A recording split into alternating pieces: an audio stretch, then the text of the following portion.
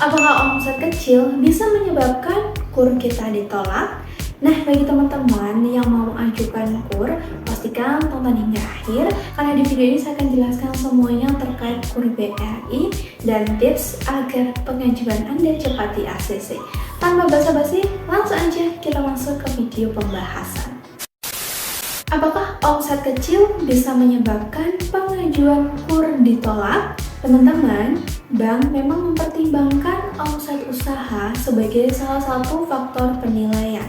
Data omset digunakan oleh pihak bank untuk menilai kemampuan Anda dalam membayar cicilan. Semakin besar omset, biasanya semakin besar pula kemampuan bayar yang dinilai. Tapi, bukan berarti usaha dengan omset yang kecil tidak memiliki peluang pengajuan KUR. Bank akan melihat omset sebagai bagian dari keseluruhan penilaian, bukan satu-satunya faktor penentu. Omset kecil bisa jadi salah satu alasan penolakan jika dianggap tidak cukup untuk membayar cicilan per bulan. Misalnya, jika pengajuan pinjaman Anda terlalu besar dibandingkan dengan omset, maka resiko gagal bayar dinilai tinggi. Tapi, jika jumlah pinjaman disesuaikan dengan omset, peluang persetujuan tetap ada, teman-teman. Artinya yang dinilai bukan hanya besar kecilnya omset, tetapi keseimbangan antara pendapatan dan juga cicilan. Pastikan Anda tidak mengajukan pinjaman 30% dari penghasilan. Selain omset, ada beberapa faktor lain yang sangat mempengaruhi persetujuan KUR diterima. Pertama, riwayat kredit atau BI checking, teman-teman. Apabila Anda memiliki tunggakan, maka peluang disetujui akan menurun. Pastikan tidak ada tunggakan sama sekali. Berikutnya terkait kondisi usaha. Usaha yang aktif dan memiliki potensi berkembang tentunya lebih mudah disetujui meskipun omset belum besar, teman-teman. Nah, kelengkapan dokumen dan hasil survei lapangan juga tidak kalah penting. Semua ini merupakan tahapan dalam proses pengajuan KUR. Salah satu kesalahan yang sering terjadi saat mengajukan KUR BRI adalah ajukan pinjaman terlalu besar dibandingkan dengan omset. Hal ini membuat bank menilai pengajuan beresiko tinggi. Selain itu, banyak yang tidak memiliki catatan keuangan yang jelas. Padahal, pencatatan sederhana sangat membantu dalam menunjukkan kondisi yang sebenarnya.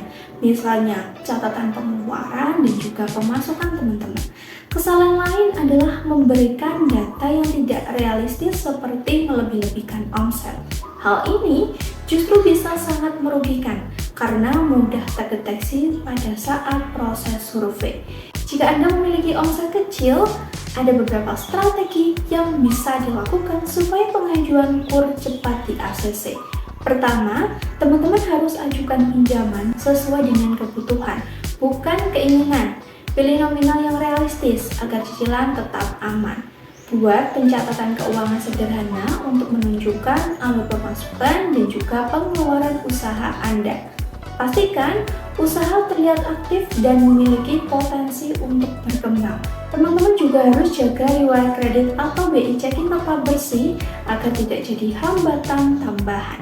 Dengan langkah ini, peluang persetujuan tetap terbuka meskipun omset Anda kecil. Selain itu, pastikan data yang diberikan valid dan juga konsisten.